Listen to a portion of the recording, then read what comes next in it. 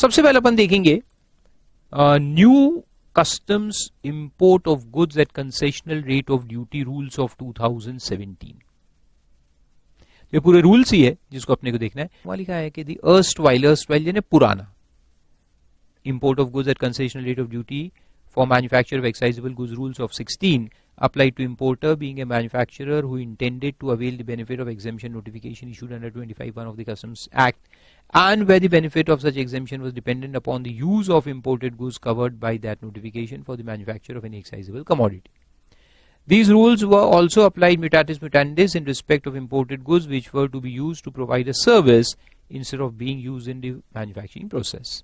यानी बेसिकली ये रूल्स किसके लिए होते हैं? Concessional import. तो अगर आप कहते हो कि मैं इंपोर्ट करूंगा और इंपोर्ट करके मैं कोई चीज इंडिया में बनाऊंगा, मैन्युफैक्चर करूंगा या कोई सर्विस दे रहा हूं, और गवर्नमेंट ने एग्जेम्पशन नोटिफिकेशन इशू किया हुआ है सेक्शन 25 के अंदर कि अगर आप ये आउटपुट गुड्स या आउटपुट सर्विस देते हो और इसके देने के लिए आपको कोई चीज इंपोर्ट करनी है तो वो इंपोर्ट पे एग्जेम्पशन मिलेगा। ऐसा है वो। यानी उल्टा सोचो आप, ये भूल जाओ मैंने क्या पढ़ा। सिंपल क्या होता है कि we are manufacturing some goods in India और we are providing some service.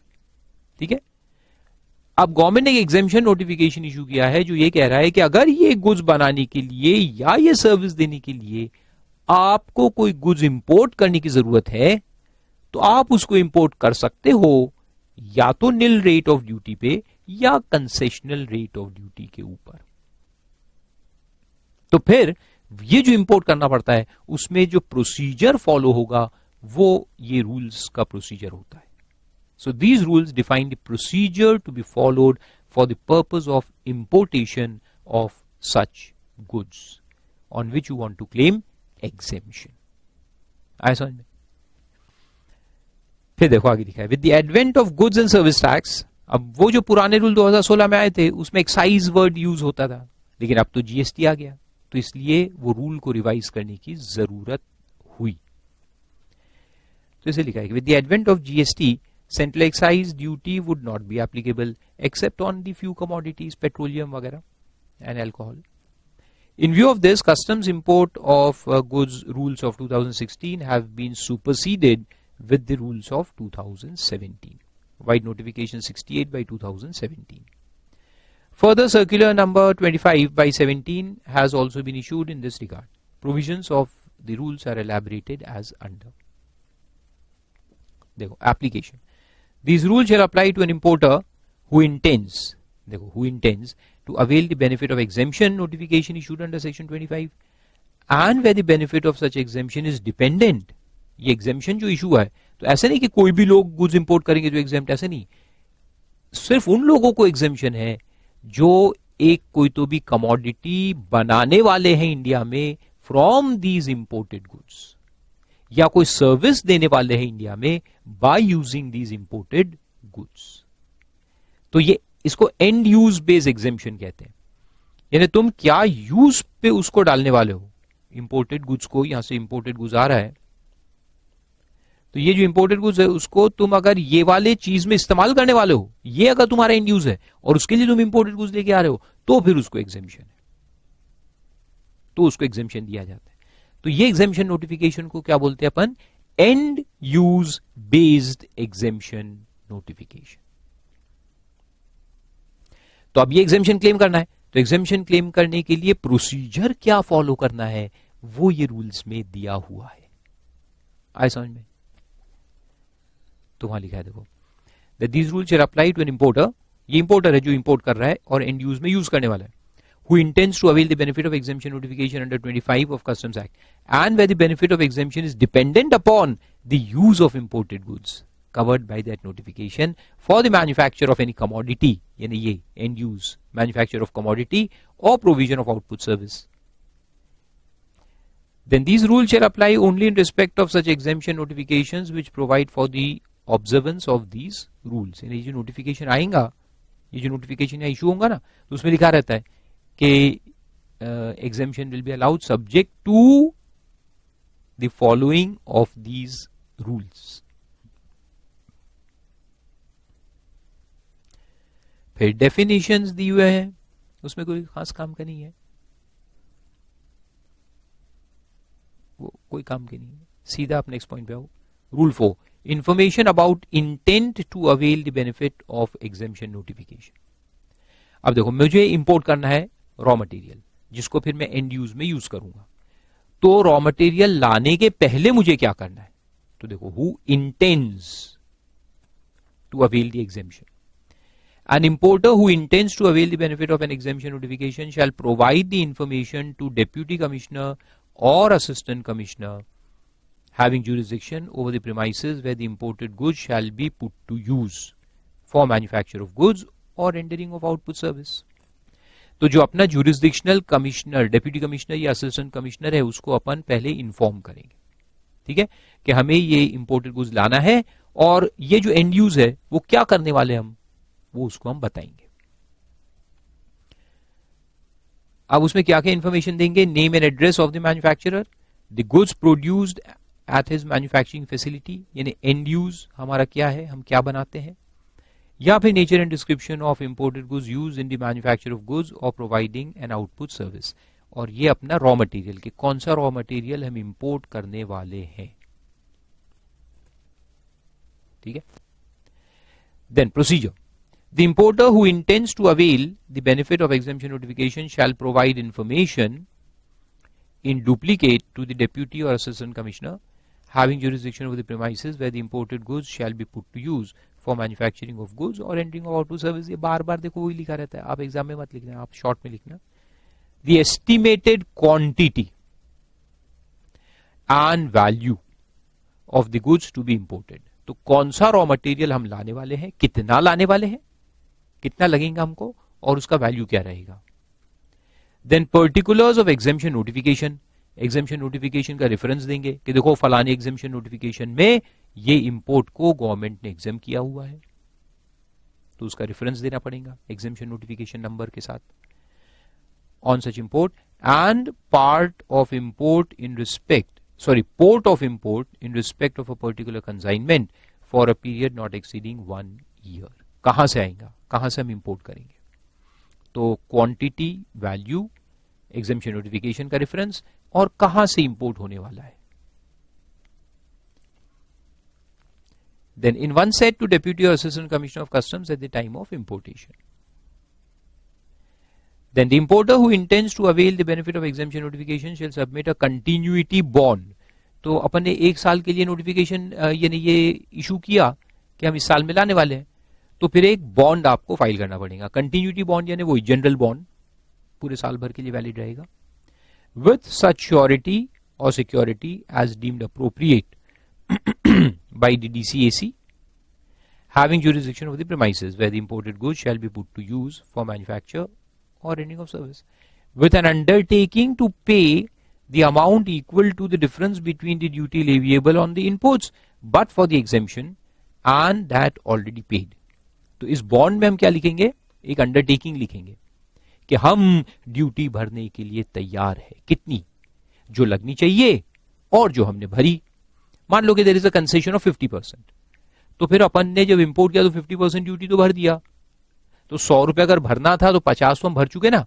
तो ये जो बॉन्ड है उसमें क्या लिखेंगे कि जो डिफरेंस है वो हम देंगे हम, अगर बाद में साबित हुआ कि हमने ये इंपोर्टेड गुड्स को वो एंड यूज जिसके लिए एग्जेम्पशन नोटिफिकेशन था उसमें यूज ना करके कहीं और यूज किया है, क्योंकि एंड यूज के बेसिस पे एग्जेम्पशन है, तो एंड यूज प्रूफ करना पड़ेगा ना बाद में, इंपोर्ट के बाद हमने जो सही एंड यूज है उसमें यूज किया है। तो अगर वैसा नहीं करोगे तो फिर ड्यूटी का पेमेंट करना पड़ता है, तो उसका अंडरटेकिंग आपको लिख करके देने का है। अलॉन्ग विथ इंटरेस्ट, इंटरेस्ट के साथ में देने को तैयार हो, ठीक है। At the rate fixed by notification under 28AA for the period starting from the date of importation of the goods on which the exemption was availed and ending with the date of actual payment. तो import से लेके payment तक जो भी interest आएगा वो भी मैं देने को तैयार हूं। अच्छी बात। On the difference, on the entire amount और द डिफरेंस, तो अगर पूरा ही एग्जेम्पशन है तो फिर पूरा ही भरना पड़ेगा, तो इंटरेस्ट भी पूरे पे लगेगा। और अगर 100 रुपए में 50 रुपए पे हो चुका था पहले, 50 रुपए बाद में करना है, तो इंटरेस्ट भी फिर 50 रुपए पे लगेगा। Then DCAC having jurisdiction over the premises where the imported goods shall be put to use, और ये बार बार पूरा सेंटेंस आता है, आप इसको कट करके रखो. Shall forward one copy of information received from the importer to ACDC of customs of importation. तो जो कस्टम स्टेशन ऑफ इंपोर्टेशन का ACDC है उसको फॉरवर्ड कर दिया जाएगा. On receipt of the copy of information, the DCAC of the customs station of importation shall allow the benefit of exemption to the importer who intends to avail the benefit of notification. फिर वहां का जो officer है वो अपने को exemption दे देगा. फिर रूल 6 क्या कहता है? The importer who intends to avail the benefit of an exemption notification shall provide information of receipt of the imported goods in his premises where the goods shall be put to use for manufacture within 2 days excluding of holidays of such receipt to the jurisdictional customs officer. तो हम जहां use करने वाले हैं, हमारे factory का जो jurisdictional customs officer है उसको 2 दिनों में फिर हमें बताना है. जब ये गुड्स आ जाएगा, अब वहां पोर्ट पे एग्जेम्पशन मिल गया, फिर वो हमारे फैक्ट्री में पहुंचा, तो जिस दिन फैक्ट्री में पहुंचेगा उसके 2 दिनों के अंदर हमें इन्फॉर्म करने का है. Then the importer who has availed the benefit of exemption notification shall maintain an account. एक अकाउंट अपने को पूरा मेंटेन करना है, stock account, in such manner as to clearly indicate the quantity and value of goods imported, the quantity of imported goods consumed in accordance with the provisions of exemption notification, the quantity of goods re-exported. मान लो कि कुछ consume नहीं हुआ तो उसको री-एक्सपोर्ट करा दो. अगर इंडिया में बेचोगे तो टैक्स भरना पड़ेगा. तो मान लो हमने 10,000 यूनिट्स इंपोर्ट किए, उसमें से 9,000 तो हमने यूज कर लिए फॉर एंड यूज, और 1,000 यूनिट बच गया तो उसको री-एक्सपोर्ट करा दो. और ये सारी डिटेल्स अपने को अकाउंट में मेंटेन करने पड़ेंगे. तो वो री-एक्सपोर्टेड under rule 7 and the quantity remaining in stock, then bill of entry wise, and shall produce these said accounts as and when required by DCAC. और ये जो देखो अकाउंट है ना, ये bill of entry wise account है. जो पूरा स्टॉक अकाउंट रहता है बिल ऑफ एंट्री वाइज, यानी बिल ऑफ एंट्री यानी कि एक बिल ऑफ एंट्री हमने भर के 2,000 यूनिट बुलाए थे, तो वो 2,000 यूनिट का अकाउंट एक अलग चलेगा. फिर और एक इंपोर्ट हुआ तो और एक बिल ऑफ एंट्री फाइल किया, उसमें 4,000 यूनिट आए, उसका एक पूरा अकाउंट अलग चलेगा. फिर और एक बिल ऑफ एंट्री भर के 8,000 यूनिट्स इंपोर्ट किए, उसका अकाउंट अलग मेंटेन होगा. तो bill of entry wise accounting करते जाना है. हालांकि गुड सेम है, लेकिन तो भी बिल ऑफ एंट्री वाइज पूरा अकाउंट्स चाहिए. कितना आया, फिर कितना कंज्यूम हुआ, कितना री एक्सपोर्ट करा दिया, कितना बचा है स्टॉक के अंदर. और ये एसीडीसी जब भी अपने से बुलवाएंगे अकाउंट्स, तो अपने को उनको सबमिट करने के. Then the importer who has availed the benefit of exemption notification shall submit a quarterly return. Quarterly return भी भरना है in prescribed form to ACDC having jurisdiction. और ये भरना है by 10th day of the end of the quarter. फिर rule 7 में वो ये री export.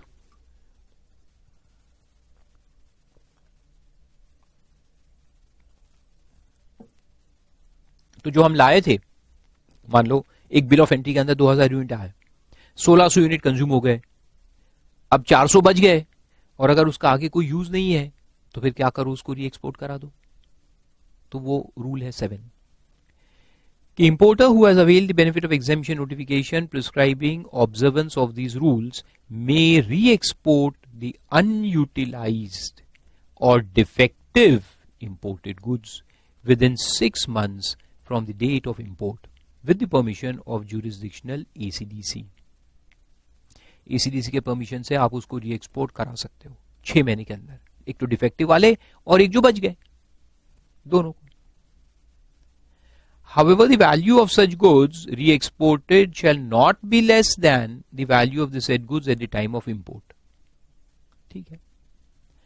Then the importer who has availed benefit of exemption notification prescribing observance of these rules may also clear the unutilized or defective imported goods.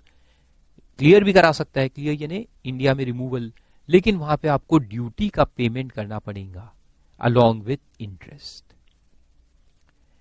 तो लिखा है with the permission of ACDC within a period of 6 months from the date of import or payment on payment of import duty equal to difference between the duty leviable and what has been paid. तो लीवी बदले 100 रुपए है और आपने पहले 50 रुपए दे करके रखा है, तो जो डिफरेंस है 50 ये आपको भरना पड़ेगा अलॉन्ग विथ इंटरेस्ट। देखो along with interest at the prescribed rate, जो कस्टम का प्रिस्क्राइब्ड इंटरेस्ट रेट होता है वो। ठीक है, फिर रूल 8 है, the importer who has availed the benefit of exemption notification shall use the goods imported in accordance with the conditions mentioned in the concerned exemption notification or take action for re-export या clearance। जो भी दोनों में से कोई भी एक काम करो, या तो यूज करो या री-एक्सपोर्ट करा दो या क्लियर करा दो, है ना। And in the event of any failure, अगर ये तीनों काम नहीं करते तो फिर क्या होगा, the DC or AC having jurisdiction over the premises where the imported goods shall be put to use for manufacturing so on and so forth shall take action। तो जो ACDC है वो एक्शन लेंगे by invoking the bond to initiate recovery proceedings of amount equal to the difference। तो वही difference या फिर जो टोटल अमाउंट ऑफ एग्जेम्पशन है, जितना भी एग्जेम्पशन लिया उतना रिकवरी के लिए एक्शन लिया जाएगा अलोंग विथ इंटरेस्ट। फिर उसके बाद है importation, exportation and transportation of goods. Import export जो करते हैं ना अपन, उसका एक प्रोसीजर जो होता है वो उसमें दिया है कि सीलिंग जो है, सेल्फ सीलिंग और वो सब, तो वो अब नए तरीके से नोटिफाई हुआ है। क्या फैक्ट्री से जब गुड्स रिमूव करूंगा एक्सपोर्ट के लिए तो उसको सील किस तरह से करना है। तो पुराने एक्साइज में जो प्रोसीजर्स हुआ करते थे, सेल्फ सीलिंग, या फिर अपन यहां से लेके जाएंगे ऑफिसर सील करेगा, या फिर लेके चले जाओ कस्टम्स डिपार्टमेंट में और वहां पे सील करवाओ, तो वो काफी कॉम्प्लिकेटेड प्रोसीजर्स थे, तो उनको भी उन्होंने सिंप्लीफाई किए। तो देखो उसका पूरा क्लैरिफिकेशन दिया है, you have to just read it once, ठीक है, और उसके जो मेन पॉइंट्स है उसको याद रखने का है। तो देखो in the GST regime the governing provisions relating to exports are contained in section 16 of IGST Act, है ना। Supplies of goods and services for exports have been categorized as zero rated supply, implying that the goods could be exported under bond or letter of undertaking without payment of integrated tax, followed by claim of refund of unutilized input tax credit। जो पड़ा हुआ input tax credit होता है फिर उसको अपन refund ले लेते हैं। तो ये एक तरीका होता है कि आप जो एक्सपोर्ट है उसको विदाउट पेमेंट ऑफ ड्यूटी करो, विदाउट आईजीएसटी आप एक्सपोर्ट करा दो बॉन्ड या लेटर ऑफ अंडरटेकिंग के अंदर, और जो इनपुट टैक्स क्रेडिट पड़ा हुआ है अपने पास उसका अपन रिफंड ले लेंगे। या फिर on payment of integrated tax भरो एक्सपोर्ट के ऊपर, आईटीसी को यूज कर लो, और फिर ये जो पूरा आईजीएसटी अपन ने पे किया या जो आईजीएसटी निकाला है उसका अपन रिफंड ले लेंगे। Provision of refund of the tax paid, दोनों में से एक तरीका आपको यूज करने का है। With the onset of GST, procedures relating to export of goods with claim of rebate or refund, stuffing of containers, warehouse or other place from where the goods are intended to be exported etc. would be as follows। तो देखो procedure for rebate refund कैसे और stuffing of containers कैसे करना वो अपन देखते हैं। तो पहले प्रोसीजर फॉर एक्सपोर्ट, तो ये तो वही है सिंपल, दो तरीके जो डिफाइन किए हैं यहाँ कि एक तो कि ही में सप्लाई गुड्स और service of both under bond और letter of undertaking subject to such condition safeguards and procedures as may be prescribe. तो ये अपन ने वहां पढ़ा इसके पहले के लेक्चर में, जीएसटी में इसका प्रोसीजर सेफगार्ड प्रिस्क्राइब किए थे, है ना। लेटर ऑफ अंडरटेकिंग के सेफगार्ड्स क्या है, without payment of integrated tax and claim refund of unutilised input tax credit, ये एक तरीका है। दूसरा है कि आप टैक्स भर दो और बाद में रिफंड ले लो,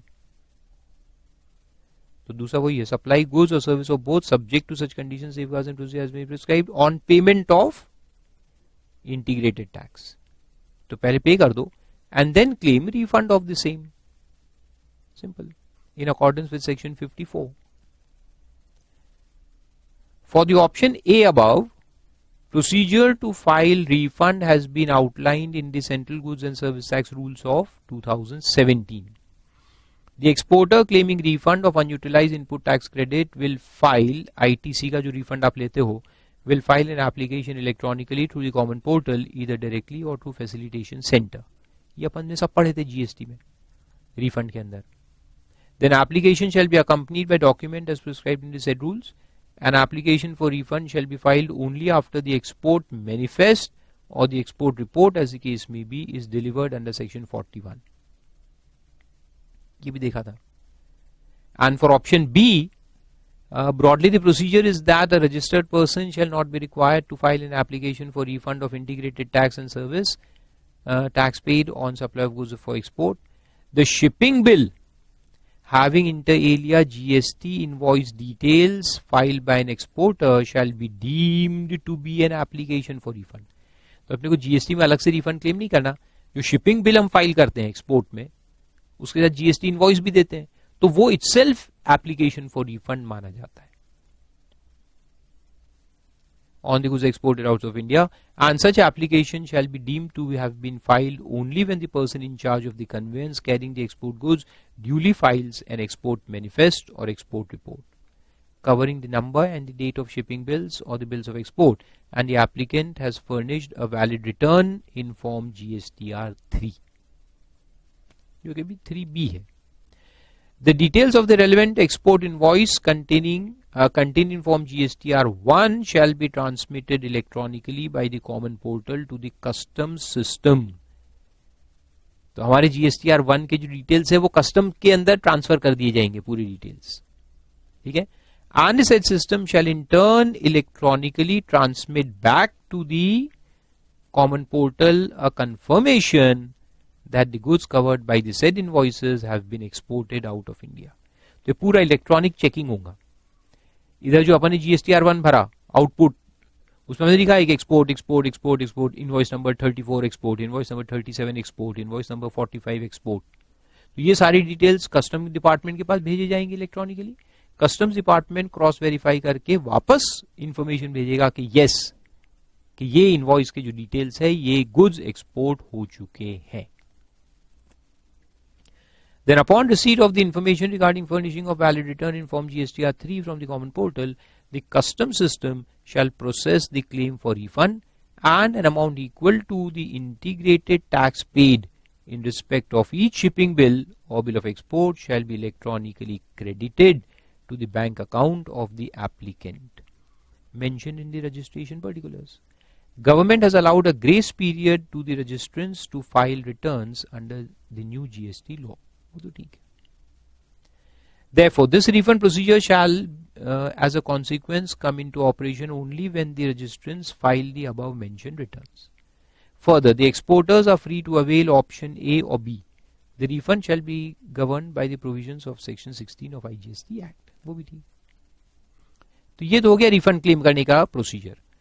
अब देखते हैं सीलिंग ऑफ कंटेनर्स का प्रोसीजर, कि एक्सपोर्ट कंटेनर्स को सील किस तरह से करते हैं.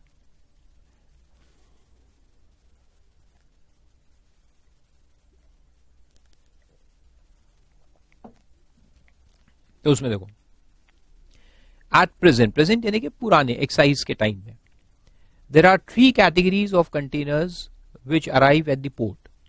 Containers stuffed at the factory premises or warehouse under self-sealing procedure. Containers stuffed or sealed at factory premise or warehouse under supervision of the officer. यानी तो या तो ऑफिसर आके सुपरवाइज करके फिर सील करेंगे, या सेल्फ सीलिंग, 2 तरह की सीलिंग है. या फिर containers stuffed and sealed at container freight stations or inland container depots. फिर काफी सारा डिस्कशन है. It is the endeavour of the board to create a trust based environment where compliance in accordance with extant laws is ensured by strengthening risk management system and intelligence setup of the department.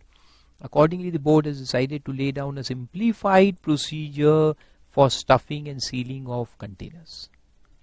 It has been decided to do away with the sealing of containers with export goods by CBEC officials. तो CBEC officials अब आपके यहाँ नहीं आएंगे. Instead, self-sealing procedure shall be followed subject to following. तो जो self sealing है उसको ज्यादा इंपॉर्टेंस दिया जाएगा. अब देखो, कंडीशंस ये है कि exporter shall be under an obligation to inform the details of the premises where the factory और वेयरहाउस और any other place where the container stuffing is to be carried out to the jurisdictional customs officer. Custom officer को inform करना पड़ेगा कि हमारा factory कहां है जहां पे हम सीलिंग करने वाले हैं. Then the exporter should be registered under the GST and should be filing GSTR 1 and 2. Where exporter is not a GST registrant, he shall bring the export goods to the container freight station or inland container depot for stuffing and sealing of containers. तो जो non GST registered persons है उनको CFS लेके जाना पड़ेगा या ICD में, और जो जीएसटी में रजिस्टर्ड लोग हैं वो सेल्फ सीलिंग कर सकते हैं. Simple. However, in certain situations, an exporter may follow the self-sealing procedure even if he is not required to be registered under GST laws. Such an exception is available to the status holders recognized by DGFT under a valid status holders certificate issued in this behalf. Director General of Foreign Trade, DGFT यानी Director General of Foreign Trade. तो status holders जो है ये उधर FTP में आप पढ़ोगे, foreign trade policy में. तो स्टेटस होल्डर अगर आपको स्टेटस मिला हुआ है तो फिर आप सेल्फ सीलिंग कर सकते हो even if you are not a registered GST person. Then exporter desirous of availing this procedure shall inform the jurisdictional customs officer of the rank of so and so at least 15 days before the first planned movement of a consignment from his or her factory or premises about the intention to follow self-sealing procedure to export goods from the factory premise or the warehouse. 15 दिन पहले, first removal के 15 दिन पहले inform करना पड़ेगा. The jurisdictional superintendent or the appraiser or inspector of customs shall visit the premises from where the export goods will be stuffed and sealed for export. तो वो लोग आके एक बार चेक करके जाएंगे कि ये एड्रेस वाकई में एग्जिस्टेंस है भी कि नहीं, और है तो बराबर है कि नहीं. The jurisdictional superintendent or the inspector of customs shall inspect the premises. देखो inspection के लिए आएंगे with regard to viability of stuffing of containers in the premise and submit a report to the jurisdictional DC or AC within 48 hours. Then the jurisdictional DC or AC shall forward the proposal in this regard to PC or C who would grant permission for self-sealing at the approved premises. तो ultimately permission कौन देगा? Principal Commissioner या Commissioner. Once the premises permission is granted, the exporter shall furnish only intimation to jurisdictional superintendent each time the self-sealing is carried out. फिर हर बार अपने को जाकर PC के पास नहीं जाने का, फिर अपन सिर्फ सुपरिंटेंडेंट को बताते रहेंगे कि देखो आज हम सेल्फ सीलिंग करने वाले हैं, आपको चाय पानी कोई चीज की जरूरत हो तो आ जाना. The intimation in this regard shall clearly mention the place and address of the approved premises, description of export goods, and whether or not any incentive is being claimed. Then where the visit report of the superintendent or appraiser or an inspector of customs regarding viability of stuffing at the factory or premises is not favorable, the exporter shall bring the goods to the container freight station or inland container depot or port for sealing purposes. तो अगर viability report negative आई है, ये जो original आए थे ना हमारे यहाँ, हमने उनको 15 दिन पहले बोला था कि आके देख के जाओ हमारा प्रीमाइसेस, वो आके देख के गए, फिर उन रिपोर्ट नेगेटिव में दे दिया कि नहीं यहाँ पे सीलिंग नहीं हो सकता, तो फिर अपने को यहाँ लेके जाना पड़ेगा goods. Then self-sealing permission once given by the PCOC shall be valid for export of all the custom stations, at all the custom stations. The custom formations granting the self-sealing permission shall circulate the permission along with GSTIN number of the exporter to all customs houses and stations concerned. ठीक है. Then transport document for movement of self-sealed container by an exporter from factory or warehouse shall be same as the transport document prescribed under the GST laws. In the case of an exporter who is not a GST registrant, way bill or transport challan or lorry receipt shall be the transport document. Simple है. तो invoice और e-way bill जो अपन GST में follow करते हैं वो यहां भी फॉलो करना है in simple words. Then the exporter shall seal the container with the tamper-proof electronic seal or standard specification. Electronic seal लगाना पड़ता है, tamper-proof. The electronic seal should have a unique number which should be declared in the shipping bill. Before sealing the container, the exporter shall feed the data such as name of the exporter, IEC code, import-export code, GSTIN number, description of goods, tax invoice number, name of the outward signatory, authorized signatory, and shipping bill number in the electronic seal. Thereafter, container shall be sealed with the same electronic seal before leaving the premises. The exporter intending to clear export goods on self-clearance without employing a custom broker shall file the shipping bill under digital signature. फिर shipping bill जब वहां पहुंच जाएंगे तो shipping bill file करेंगे port के ऊपर. All consignments in self-sealed containers shall be subject to risk-based criteria and intelligence, if any, for examination inspection. जो डिपार्टमेंट फॉलो करता है रिस्क बेस्ड एनालिसिस, तो वो यहाँ पे भी फॉलो करेंगे. Then at the port or ICD, as the case may be, the customs officer would verify the integrity of the electronic seals to check the tampering, if any, en route. The risk management system is being suitably revamped to improvise the interdiction or examination norms. However, random or intelligence-based selection of such containers for examination or scanning would continue. Board has decided that the above revised procedure regarding sealing of containers shall be effective from 1st of September 2017. Simple. तो इस तरह से ये पूरा है ceiling of containers. 2 बार पढ़ के रखो, बहुत सिंपल है.